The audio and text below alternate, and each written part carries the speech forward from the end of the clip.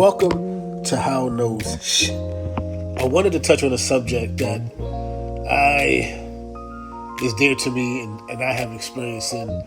I was started out in the music game as a producer, young writer, then to my own management company, still producing, writing, also an artist. Then I went to doing record label independently. I did a deal with Sony Red in the beginning. Had artists from all over the country that I licensed their songs to me, and I released it from Country Black Music Mafia, from a lot of Manny Blue to I Am Khalid to many more.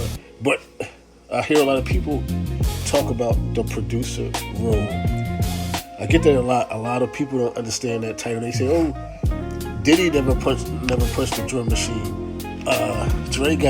This guy got ghost producers." I learned a lesson a long time ago. I was making records. I was always sending beat tapes out, BCDs out to people, and I remember when I fully learned and grasped what a producer was when my homeboy Hif Bug introduced me to this cat in Southwest in Philly who was out there in LA with Death Row, and when Corrupt moved back to Philly to do his solo thing, they had him and Perry P. They had to work for Antra. So this producer invited me to his house. I bought my Roland. At that time, it was a Roland, I think 1230 sampler. And I remember, he brought up the computer. He brought up the computer like one of the first versions of Logic. And he took everything that I did, basic beats, and added elements that produced the record. Still gave me the credit. And then that's when I understood that just because I was a beat maker, I wasn't totally a producer at that time. So I had to learn what a producer was. So then I had a situation where I was down in Larry Gold Studios, and I remember it was a gentleman by the name Jeff Stapleton, and he had like 4 producers in there, and they were, he had a piano player, a drummer in the studio, and he was pretty much producing the track. So he had a guy working I think it was the Kai MPC at the time, and he told him, look, add a bass drum. He told the engineer, cut this off here, put the strings here. And at that time, I started to get the grist of a producer. It produces the record. You could be a lot of us were beat makers at the time and wasn't fully producing the records. A producer is in the record, is in the studio producing the record. Helping it, going through the artist with the lyrics, giving the artist ideas, bringing the piano players to the third. So I used to hear, well, Diddy ain't no producer. Shit, if Diddy had the Hitman and he was in the studio and he brought a record to Stevie J to sample and break it down and then tell him what to add here, he's producing the record. If Timberland has a bunch of ghost producers and he tell that ghost producer, add this hi-hat here, add this string there, he's a producer. So a lot of people have the game messed up or don't know what a producer is.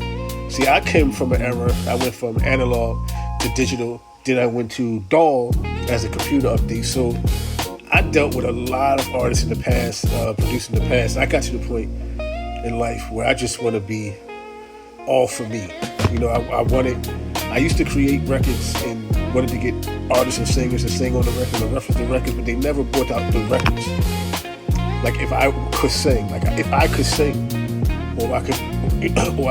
always wanted to put together groups, but I could never get the right form of people. So what AI did for me, I use it as a tool, and I'm having fun with it, and I get to express creatively some of the thoughts I had for groups in the past to move the music business, R&B, hip hop, pop culture, move the culture into the future with songs that I write, songs that I produce, stems that I rake up. So that's what I use AI as a tool.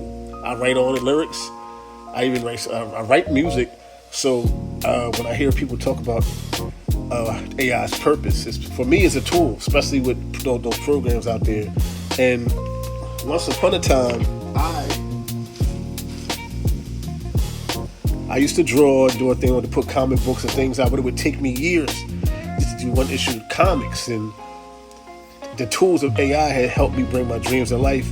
And I ain't got to deal with a middleman with the music stuff. I ain't got to go deal with a middleman, audition an artist. I could produce the record. Even if I wanted to put together a reference track and submit it, I ain't got to worry about the single getting there on time. So that's my importance of what a producer was. I learned that. A lot of us producers, sometimes when they are offended when someone tells them they're not a producer. And when somebody say, well, I've never seen Dr. Dre hit a button.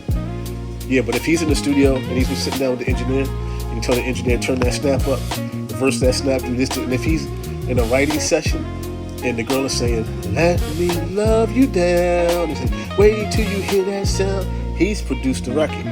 So a lot of people, producers, writers, don't get scared of where innovation is going with, because just like when hip hop, when we started sampling, the older people got scared and just adapted. People will adapt to the technology after a while, but some people are going to have to be the fall guy for it. So that's, my take on the production game, new technologies, the tools, how those